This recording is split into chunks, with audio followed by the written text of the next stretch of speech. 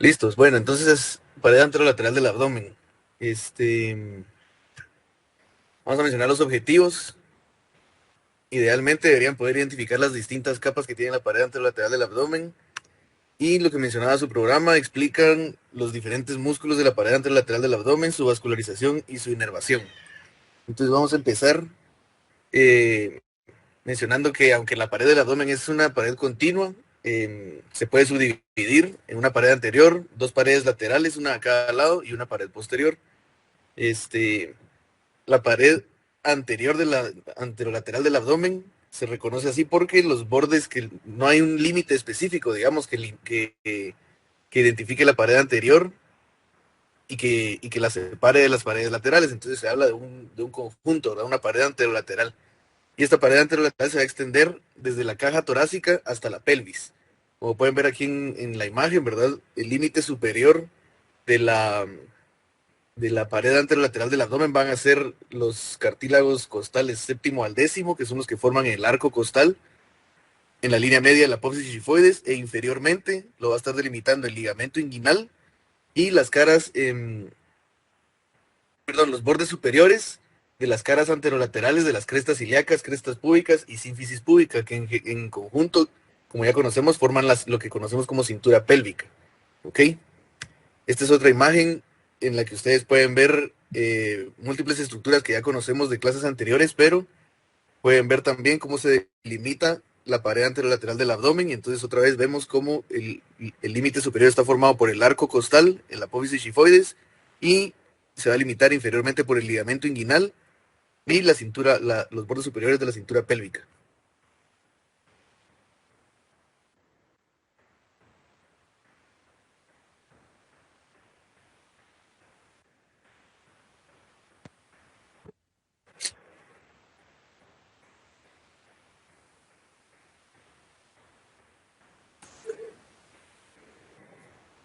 Bueno, entonces,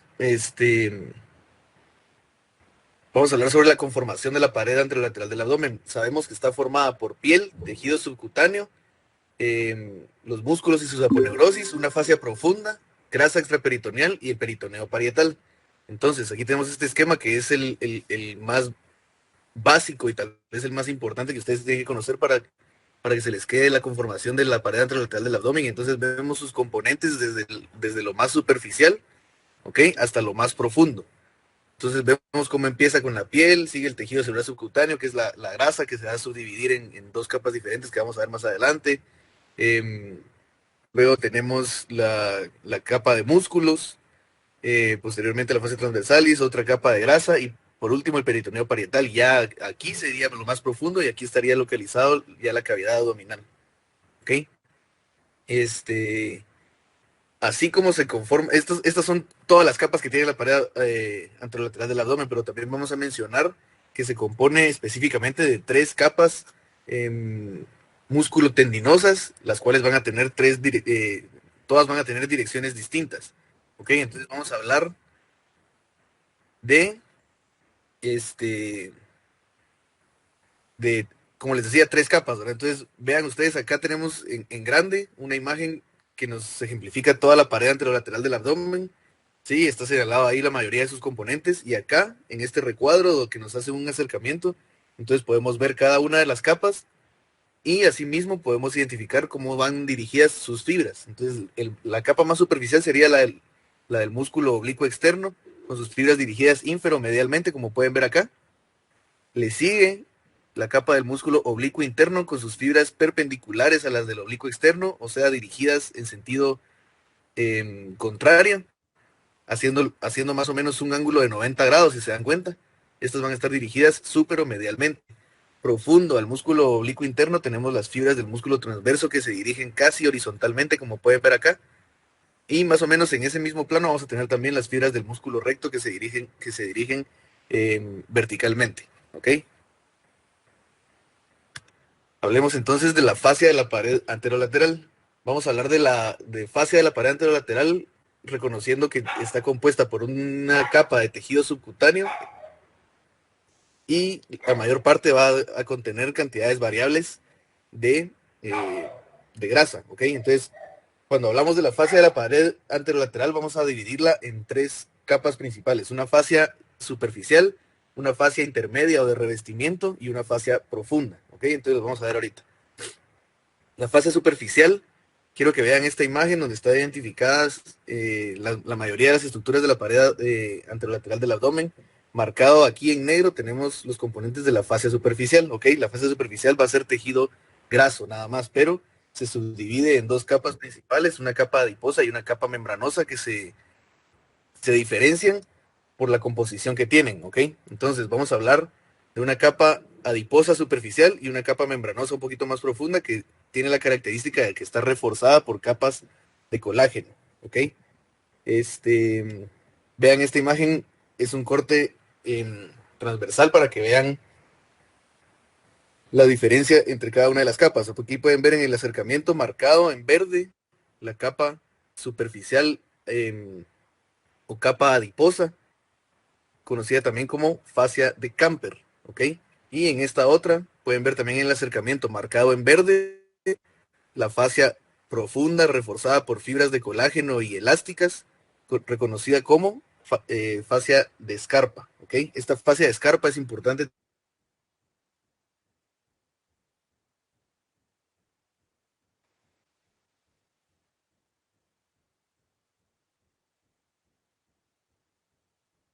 ¿Ok? Entonces pueden ver ahí la diferencia entre las dos imágenes, una capa membranosa bastante más gruesa y una capa, eh, perdón, una capa adiposa bastante más gruesa y una capa membranosa un poco más delgada, pero reforzada por fibras de colágeno y elásticas. Hablemos ahora de la fascia de revestimiento. La fascia de revestimiento se refiere a la fascia que recubre cada uno de los músculos. ¿Ok? Entonces hablamos de una fascia de revestimiento superficial que recubre el músculo oblicuo externo, una capa de revestimiento intermedia que recubre el músculo oblicuo interno y una capa de revestimiento profunda que va a estar cubriendo el músculo transverso. Esta capa de revestimiento está formada principalmente por epimicio, que es una capa externa de tejido conectivo que envuelve a todos los músculos y es extremadamente delgada, ¿ok? Entonces, fascia de revestimiento va a tener tres componentes: fascia, la capa superficial, capa intermedia y capa profunda, cada una recubriendo a cada uno de los músculos planos o cada uno de los músculos laterales de la pared abdominal, ¿ok? Ahora, si hablamos de la fascia profunda, es lo que conocemos como endoabdominal.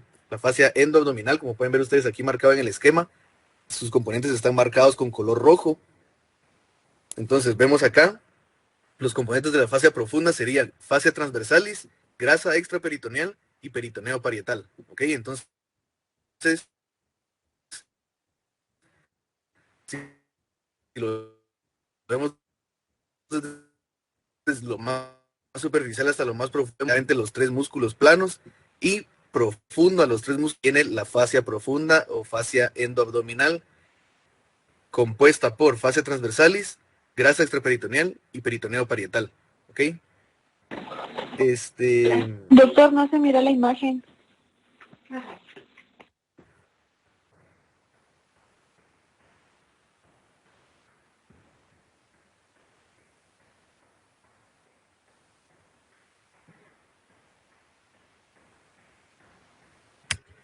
Esta sí la vieron, ¿verdad? Sí, no le habíamos visto, solo el título. No sé, la fase Esta no. Perdón, fase Bueno, esto era lo que les estaba comentando, entonces. Esto es lo que les estaba comentando de la fase de revestimiento. Entonces, tres capas diferentes en la fase de revestimiento. Cada una de ellas va a cubrir a un músculo de la pared lateral del abdomen, ¿ok? Entonces, una capa superficial cubriendo al músculo oblicuo externo, una capa intermedia cubriendo el músculo oblicuo interno y una capa profunda cubriendo el músculo transverso. Y lo que les decía, la fase endoabdominal. Entonces, ustedes pueden ver acá todas las capas de la pared anterolateral del abdomen. Y la más profunda, la fascia endoabdominal, sería entonces la que está compuesta por fascia transversalis, grasa extraperitoneal y peritoneo parietal. ¿Ok? El peritoneo parietal, pues ya saben ustedes que está compuesto únicamente por una única capa de células epiteliales y tejido conectivo de sostén. Y es una es una capa de revestimiento brillante, es bastante delgada. Y bueno, esas serían las capas, las tres fascias de la pared anterolateral del abdomen. Entonces, hagamos un resumen otra vez. Entonces podemos ver desde lo más externo, desde lo más superficial, iniciamos con la piel. Posteriormente viene una capa de tejido adiposo un poquito gruesa, conocida como la fascia, perdón, de Camper.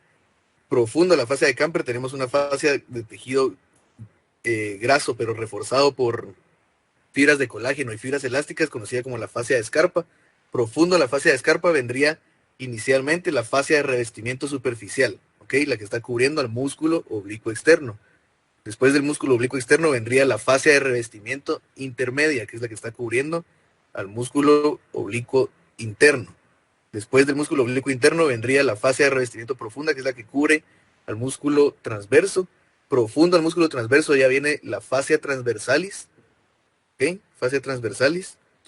Y entre la fascia transversalis y el peritoneo parietal encontramos una cantidad variable de tejido graso conocido como la grasa extraperitoneal, ¿ok? Y esas son todas las capas de la pared anterolateral del abdomen que, por ejemplo, en alguna cirugía tendría que atravesar un cirujano para llegar hasta la cavidad abdominal, ¿ok?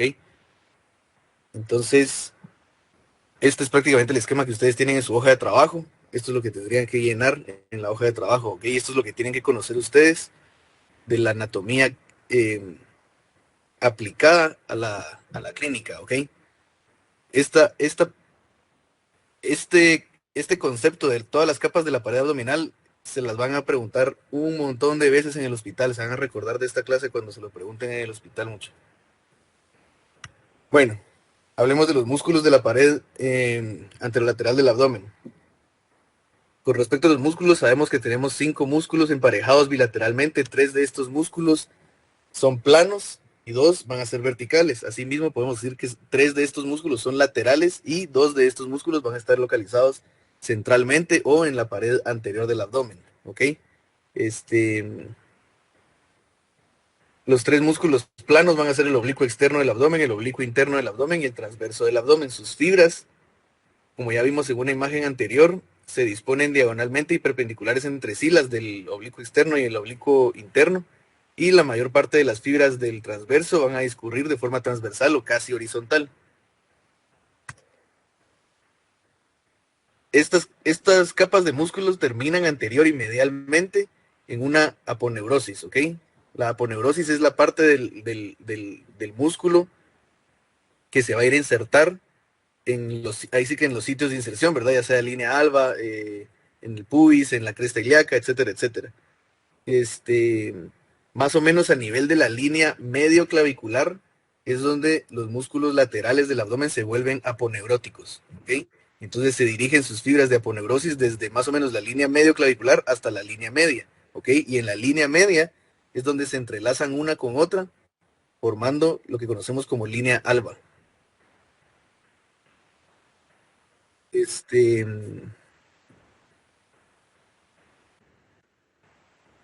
Bueno, y como pueden ver aquí en la imagen, la línea alba se extiende desde la apófisis sifoides hasta la cresta del pubis, ¿ok?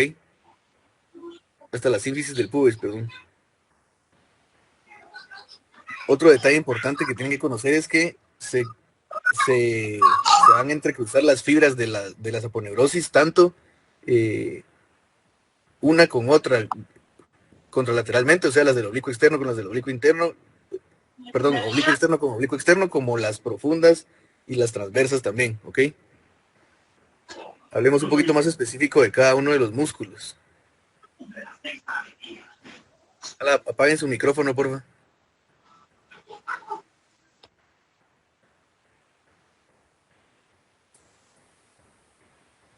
Hablemos un poquito más específico de cada uno de los músculos. Entonces hablemos del músculo oblicuo externo del abdomen. El oblicuo externo es reconocido como el músculo más grande y el más superficial de todos de los 3 de la pared lateral del abdomen.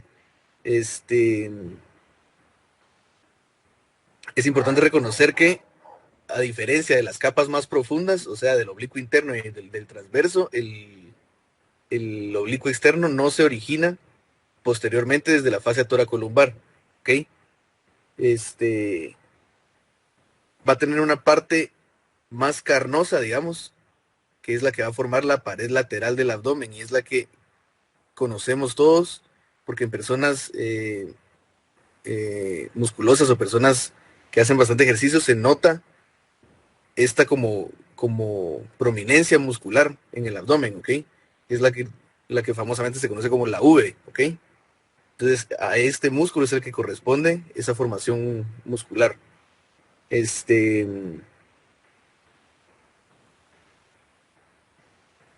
Vamos a ver que el origen del músculo oblicuo externo va a estar localizado en las caras externas de las costillas quinta a doceava, ¿ok? Entonces se origina desde las caras externas de las costillas quinta a doceava y se va a dirigir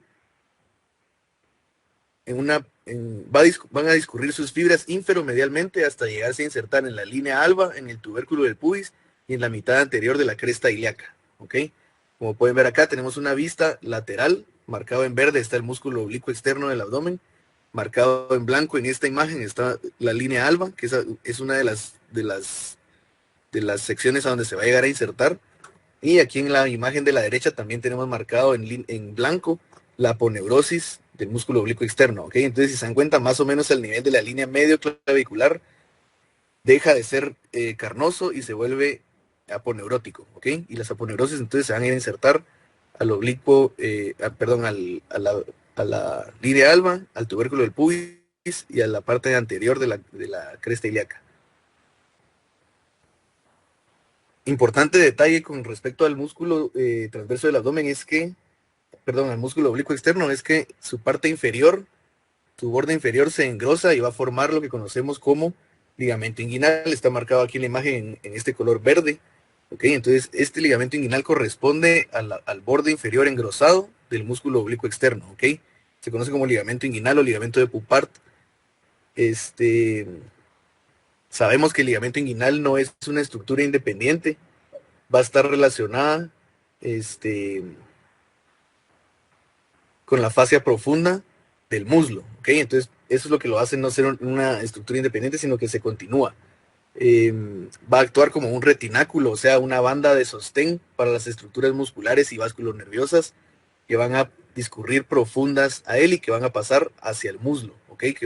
Que se dirigen hacia el miembro inferior, como se dan cuenta. Entonces, profundo al ligamento inguinal van a discurrir estructuras vasculonerviosas importantes y también musculares, ¿ok? Pero aquí en la imagen solo vemos las principales estructuras vasculares, ¿ok?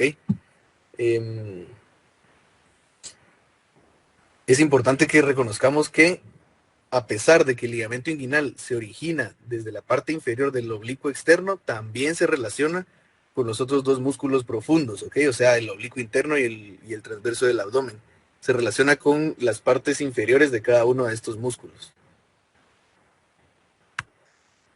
Hablemos sobre el músculo oblicuo interno. El oblicuo interno es un músculo, es otro de los músculos planos que está localizado de manera intermedia entre el oblicuo externo y el transverso, perdón. Sus fibras, como ya habíamos mencionado, se dirigen de forma perpendicular a las del oblicuo externo, o sea, superomedialmente. Y sus fibras se van a volver aponeuróticas igual que los demás músculos, más o menos al nivel de la línea medio clavicular, y va a participar también en la formación de la vaina del recto. ¿Okay? Aquí vemos en esta imagen cómo se vuelve aponeurótica sus fibras, más o menos a nivel de la línea medio clavicular, y sus fibras cómo se dirigen superomedialmente, ¿ok? Para insertarse en los bordes inferiores de las costillas, décima y hasta doceava, en la línea alba y en el pecten del pubis, ¿ok? Entonces, las fibras del oblicuo interno se originan en la fascia toracolumbar, en los 2/3 anteriores de la cresta ilíaca, y se dirigen superomedialmente hacia la décima, onceava y doceava costilla, en línea alba y pecten del pubis. Un detalle importante que tiene el músculo oblicuo interno del abdomen es que junto con el músculo transverso van a formar un plano vasculonervioso, ¿ok? Entre los dos planos, entre los dos músculos, tanto oblicuo interno como transverso, van a discurrir arterias y nervios que van a dirigirse y van a irrigar la pared anterolateral del abdomen, ¿ok? Quiero que vean acá en la imagen cómo está ejemplificado, ¿ok? Entonces aquí en este lado derecho de, este, de esta imagen, tenemos lo más externo sería el oblicuo externo, le sigue las fibras del oblicuo interno, y entre el oblicuo interno y el transverso pueden ver ustedes cómo está ejemplificado el plano vasculonervioso, ¿ok? Ahí están atravesando las fibras nerviosas y las arterias y venas encargadas de la irrigación e inervación de la pared anterolateral del abdomen. Hablemos ahora del músculo transverso del abdomen. Este es el más interno, sus fibras discurren más o menos horizontalmente, como ya hemos mencionado.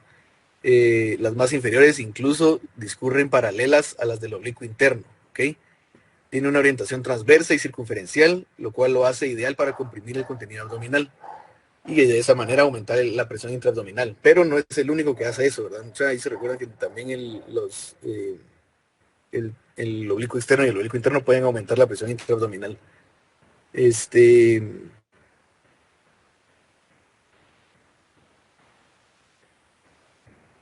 Las fibras del transverso del abdomen van a originarse en las caras internas de los cartílagos costales séptimo hasta doceavo, en la fascia toracolumbar, en la cresta ilíaca y en el tejido conectivo profundo al tercio lateral del ligamento inguinal. Y se van a dirigir casi horizontalmente o transversalmente hasta insertarse en la línea alba por medio de su aponeurosis, en la cresta del pubis, en el pecten del pubis, a través del tendón conjunto. Ahora, el recto del abdomen, es un músculo acintado, largo y ancho. Este ya no es parte de los músculos planos del abdomen, ¿ok? Los planos solo son los que están localizados en la parte lateral, digamos, o sea, músculo oblicuo externo, oblicuo interno y transverso. El músculo recto ya no es reconocido como un músculo plano, pero sí tiene una forma acintada, va a ser largo y va a ser ancho. Y ese es el principal de los músculos verticales. Sabemos que sus fibras entonces se van a originar desde la sínfisis del pubis y la cresta del pubis, ¿ok? O sea, inferiormente tienen su origen y se van a dirigir superiormente de manera vertical hasta insertarse superiormente en la línea alba, en el proceso xifoides y en los cartílagos costales quinto al séptimo, ¿ok? Cartílagos costales quinto al séptimo y en el apófisis xifoides, ¿ok? Aquí lo pueden ver ejemplificado en color verde en una vista anterior y en una vista lateral, y separados por la línea alba.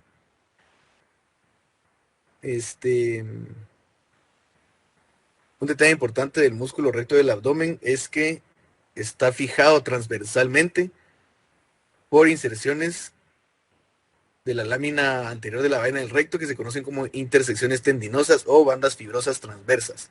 ¿Ok? Estas bandas fibrosas transversas se pueden señalar en la piel por surcos que producen protuberancias en la pared anterior del abdomen y se van a encontrar generalmente a nivel de la apófisis xifoides, ¿ok? A nivel del ombligo y a la mitad de la distancia entre estas dos, entre el ombligo y la apófisis xifoides, ¿ok? Entonces una banda fibrosa transversa va a estar localizada más o menos a la altura de la apófisis xifoides, otra a nivel del ombligo y otra más o menos a la mitad de la distancia entre esas dos. Esta es otra imagen que nos ejemplifica el músculo recto del abdomen, otro corte transversal en el que podemos ver la mayoría de las capas de la pared abdominal. Entonces podemos ver la piel, la fascia de Camper, la fascia de Scarpa, y marcado en verde podemos ver entonces el tejido muscular dentro de la vaina del recto, ¿ok? Y por último vamos a hablar del músculo piramidal. El músculo piramidal es un músculo triangular, pequeño, inconstante, más o menos un 20% de las personas van a tener este músculo piramidal. Se sitúa en la porción inferior del recto, en su cara anterior, se va a insertar en la cara anterior del pubis y en el ligamento anterior del pubis y va a terminar en la línea alba. Su función principal va a ser tensar la línea alba, ¿ok? Ese sería el músculo piramidal entonces. Ahora hablemos de la vaina del músculo recto. La vaina del músculo recto, quiero que vean esta imagen, que es un corte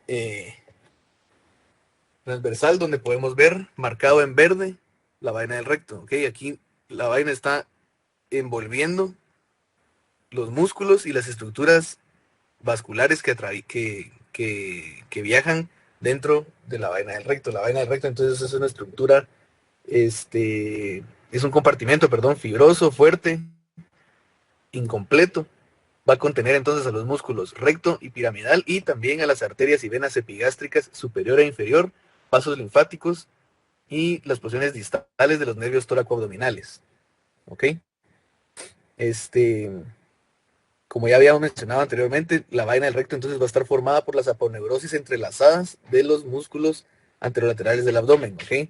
Las aponeurosis del oblicuo externo, oblicuo interno y transverso del abdomen son las que van a formar la vaina del recto. Ahora, va a tener una disposición diferente dependiendo de la altura a la que estemos evaluando, ¿ok? Entonces, vean esta imagen, por ejemplo. Esta imagen es un corte por arriba del ombligo, ¿ok? Por arriba del ombligo o por arriba de la línea arqueada, entonces podemos ver que la vaina del recto va a estar formada anteriormente por la aponeurosis del oblicuo externo, por la hoja anterior del oblicuo interno y la cara posterior, y la hoja posterior de la vaina del recto, entonces va a estar formada a esta altura por la hoja posterior del oblicuo interno y la aponeurosis del transverso del abdomen. A diferencia de esta otra imagen donde pueden ver ustedes la diferencia en que la parte posterior de la vaina del recto ya solo va a estar formada por fascia transversalis, ¿ok? Que es esta estructura que está marcada aquí como en café. ¿Ok? La línea que marca esta diferencia es lo que se conoce como línea arqueada. Entonces, por arriba de la línea arqueada, la vaina del recto va a estar, el recto va a estar envuelto por una hoja anterior y una hoja posterior. La hoja anterior va a estar formada por la aponeurosis del oblicuo externo y hoja anterior de la aponeurosis del oblicuo interno. La cara posterior formada por hoja posterior del oblicuo interno, aponeurosis del transverso y fascia transversalis. Por debajo de la línea alba, de la línea arqueada, perdón, la cara posterior de la vaina del recto solo va a estar formada por la fascia transversalis. ¿Okay? Esa es la diferencia más importante que tienen que conocer con respecto a cómo está formada la vaina del recto. Ahora, hablemos de la línea alba. La línea alba sabemos que es el punto donde se van a ir a entrecruzar o a decruzar todas las fibras de aponeurosis de los músculos que ya habíamos mencionado, ¿ok? Se extiende desde el xifoides hasta el pubis y a la mitad de su extensión vamos a tener una estructura importante que se conoce como anillo umbilical, ¿ok? En el centro de la línea alba está localizado el anillo umbilical y hay un detalle importante con respecto al ombligo y es que en este punto, en el ombligo, es donde se fusionan todas las capas de la pared abdominal, ¿ok? A medida que vamos creciendo y se va aumentando la cantidad de tejido adiposo, pues se va elevando la pared anterolateral del abdomen y es así como se deprime después el ombligo, ¿ok? Pero este es el punto en donde se fusionan todas las capas de la pared anterolateral del abdomen. Mencionemos rápidamente las funciones de los músculos anterolaterales del abdomen, las tienen listadas ahí en su libro y menciona que forman un soporte firme y dilatable para la pared anterolateral del abdomen, ¿ok?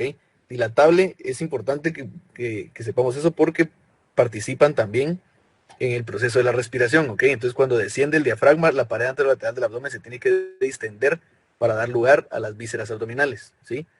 Otra función que tiene es que sostiene las vísceras abdominales y las protegen contra las lesiones. Además, comprimen el contenido abdominal y también ayudan a la movilización del tronco y mantener la postura.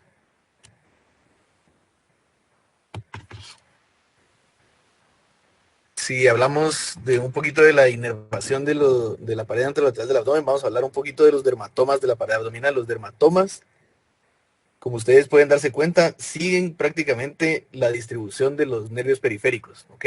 ¿Y cuál es la razón de que se distribuya así de sencillo, digamos? Y es que los nervios periféricos a este nivel no van a participar en la formación de plexos, ¿ok? Los nervios espinales desde el T7 hasta T12 no participan en la formación de plexos, ¿ok? Entonces los dermatomas se distribuyen exactamente igual que como se distribuye la raíz nerviosa. Como se pueden dar cuenta, entonces empieza el dermatoma desde donde empieza la raíz nerviosa, ¿ok? O sea, desde más o menos desde más o menos el foramen intervertebral y se dirigen siguiendo más o menos la inclinación de las costillas y rodeando el tronco, ¿sí? Detalles importantes con respecto a los dermatomas es que en el dermatoma T10 va a estar localizado el ombligo y en L1 va a estar localizada la región inguinal, ¿ok? Esa es otra pregunta que les van a hacer un montón en el hospital, ¿ok? Dermatoma T10 corresponde al ombligo, entonces. Hablemos sobre los nervios de la pared abdominal. Quiero que vean este esquema donde, donde están señalados en color rojo los principales nervios que van a estar involucrados en la inervación de la pared anterolateral del abdomen. ¿Okay? Entonces tenemos los ramos cutáneos laterales, ramos cutáneos anteriores, nervio ilio inguinal, nervio ilio hipogástrico. Aquí nos faltó el subcostal. Veámoslos un poquito más a detalle. En esta imagen ustedes pueden ver señalados los nervios tóraco-abdominales en color verde. ¿Okay? Como ya mencionamos, se originan desde el foramen intervertebral, siguen más o menos el recorrido de la costilla, llegando hasta la pared anterior del abdomen. ¿Okay? Entonces los nervios tóraco-abdominales son la continuación de los nervios intercostales inferiores, o sea, los nervios intercostales desde el séptimo hasta el 11º, ¿ok?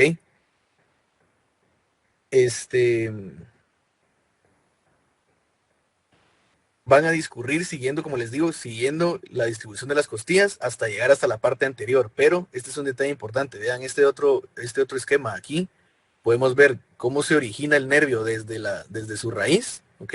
Sigue más o menos de la distribución de las costillas, pero a este nivel, más o menos al nivel de la línea axilar anterior, va a dar esta rama que atraviesa los planos musculares y el tejido y llega hasta el tejido subcutáneo, que se conoce como nervio cutáneo lateral. ¿Ok? Los nervios cutáneos laterales entonces van a derivarse de los toracoabdominales séptimo al noveno y se van a encargar de inervar la piel de los hipocondrios derecho e izquierdo. ¿Ok? Entonces, el nervio tóraco-abdominal y el nervio cutáneo lateral en realidad son parte de lo mismo, ¿ok? Entonces el tóraco-abdominal es la continuación de los intercostales, ¿sí? Y va a tener dos ramas principales, un nervio cutáneo lateral y un nervio cutáneo anterior, ¿sí? El tóraco-abdominal entonces da esta rama, sigue su trayecto hasta llegar hasta la porción anterior, donde da el nervio cutáneo anterior, que vamos a mencionar un poquito más adelante.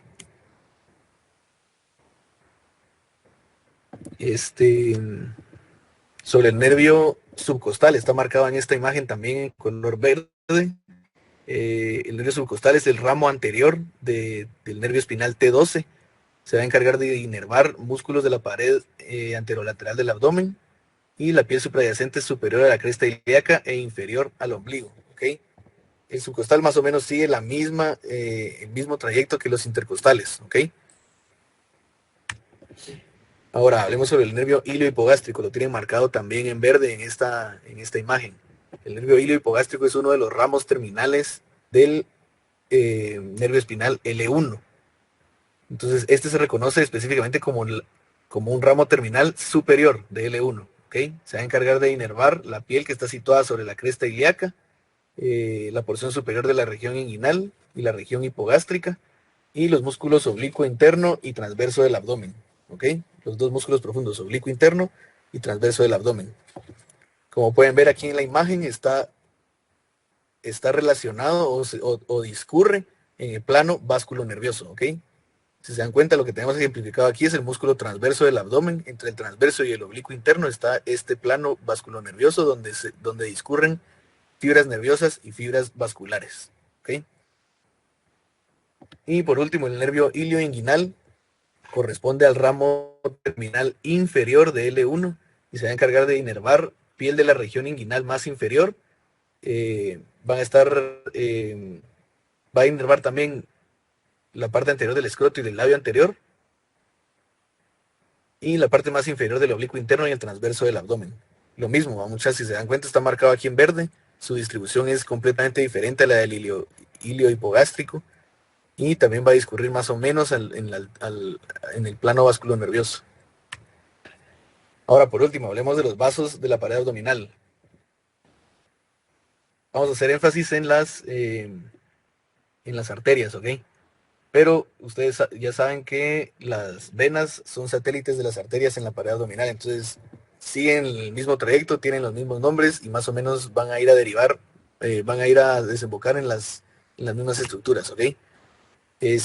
Hablemos de la arteria musculofrénica. La musculofrénica es una de las ramas terminales de la arteria torácica interna, ¿sí? ¿Se recuerdan?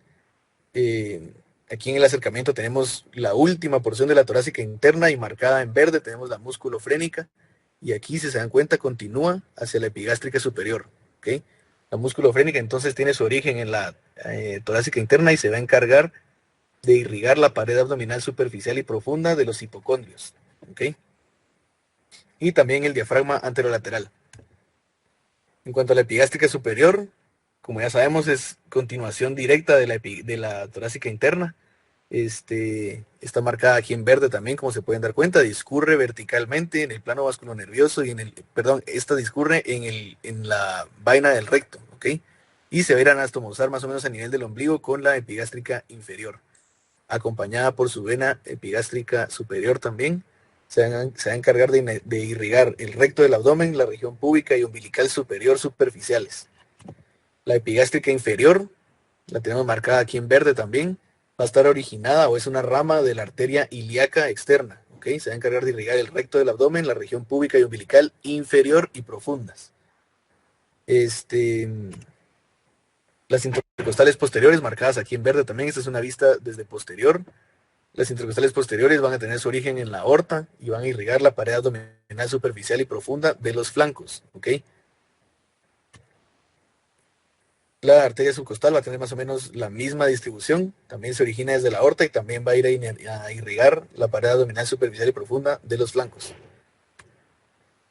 Circunfleja ilíaca profunda y circunfleja ilíaca superficial, ¿ok? Estas van a tener un origen diferente y también una distribución y un territorio de irrigación diferentes, ¿ok? Entonces la circunfleja ilíaca profunda va a tener su origen en la arteria ilíaca externa, ¿ok?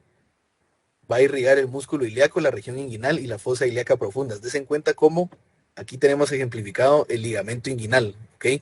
Profundo el ligamento inguinal, que es el retináculo, actúa como un retináculo, dijimos. Profundo a este ligamento inguinal van a pasar las estructuras vasculonerviosas, como ya había mencionado, ¿ok?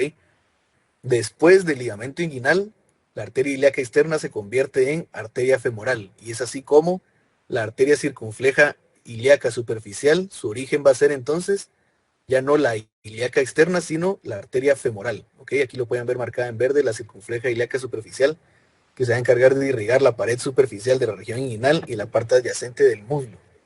¿Ok? Entonces, a pesar de que parece, es prácticamente el mismo vaso, ¿verdad, mucha? Pero cambia de nombre al pasar profundo al ligamento inguinal, ¿ok? Entonces, solo para que quede claro, la circunfleja ilíaca profunda se deriva de la ilíaca externa y la circunfleja ilíaca superficial de la arteria femoral. Y eso sería todo de la pared anterolateral del abdomen. Si tienen alguna duda, comentario, etcétera,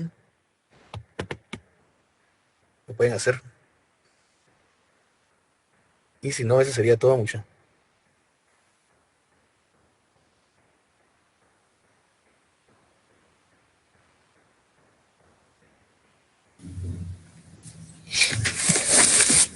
Yo tengo una duda, doctor. Decime. No sé si voy a responderlo así directamente, pero la guía de trabajo mencionaba al nervio que inerva la región del punto de McBurney y Ajá. según la localización yo creo que es el dermatoma T12 y sería el nervio subcostal porque es el ramo anterior de T12, pero no sé si con precisión es ese o sería más inferior como el ilio hipogástrico. Exacto, sí. Es que, bueno, miren, pues el punto de McBurney está localizado, creo que lo dice la hoja, está localizado en, en la unión del tercio inferior con los dos tercios superiores de la línea espino-umbilical, ¿ok? Entonces, déjenme ver si tengo una imagen aquí donde la podemos ejemplificar.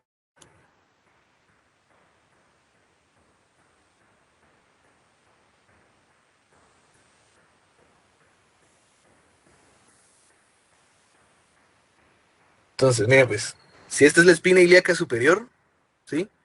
Y este es el ombligo, entonces en los dos tercios en el tercio, donde se une el tercio inferior con con los dos tercios superiores, se haría la incisión que corresponde a la incisión de McBurney, al punto de McBurney, ¿ok?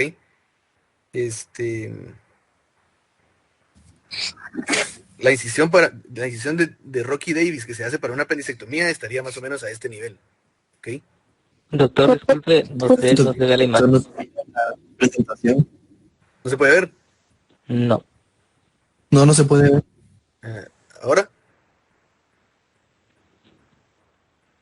Ahora sí. Bueno, entonces, como les decía, espina ilíaca anterosuperior y ombligo. Más o menos esta línea es la que corresponde a la espina umbilical, ¿ok? En donde se unen el tercio inferior con los dos tercios superiores de esta línea espina umbilical, es donde se traza la incisión de Rocky Davis, que sería esta, ¿ok? Entonces correspondería más o menos al dermatoma T11, pero específicamente sería el nervio iliohipogástrico el que estaría inervando esta región.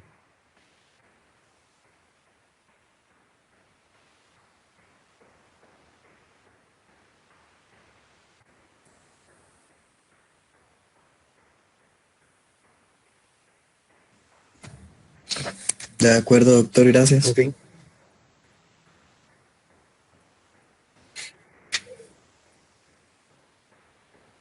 La línea arqueada. Vamos a ver. Quiero ver si tengo una imagen para eso también.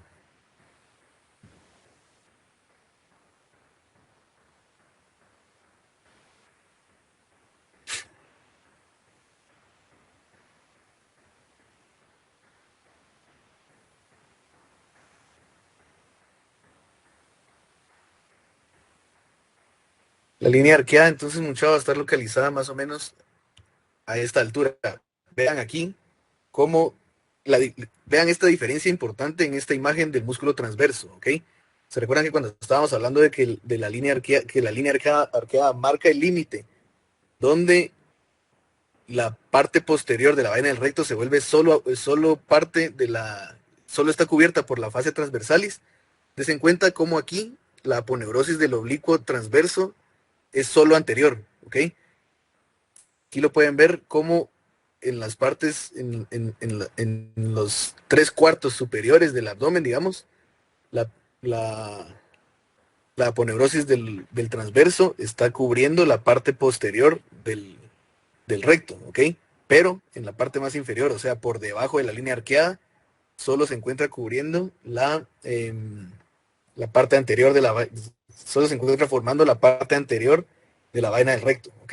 Entonces está localizada la línea arqueada más o menos a la altura de una línea que pasa entre la mitad de una línea que va del ombligo hacia las ínfisis del pubis. No sé si eso lo explica más o menos o si me cacharon.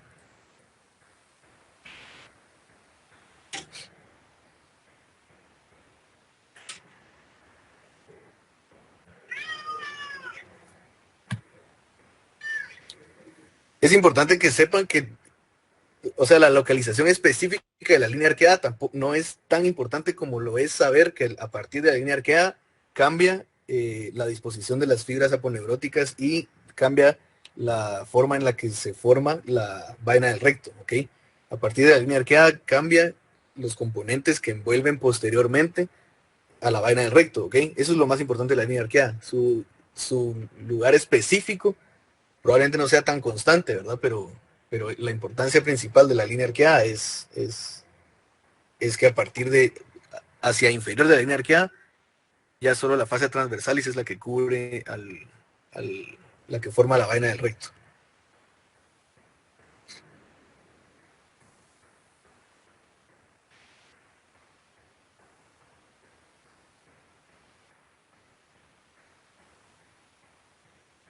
Bueno, eso sería todo, mucha. Si tienen alguna otra duda o comentario, porfa, háganselo llegar a sus coordinadores de grupo o si no, en la plataforma, por favor. Gracias por haberse presentado. Doctor, disculpe. Dime. Perdón. Es que yo también tenía una duda con la hoja de trabajo. Es una que me preguntaban de ¿cuál es la porción de la pared anterolateral del abdomen donde la piel se une con firmeza al tejido subcutáneo? Y la verdad es que sí no se me ocurre cuál podría ser de todas las que me ponen. Yo creo que lo dice específicamente en el libro, pero lo mencionamos ahorita en la clase y dijimos que a nivel del ombligo es donde se unen todas las capas de la pared anterolateral del abdomen. Entonces, la respuesta de esa es ombligo. Bueno, muchas gracias, doctor. ¿Okay?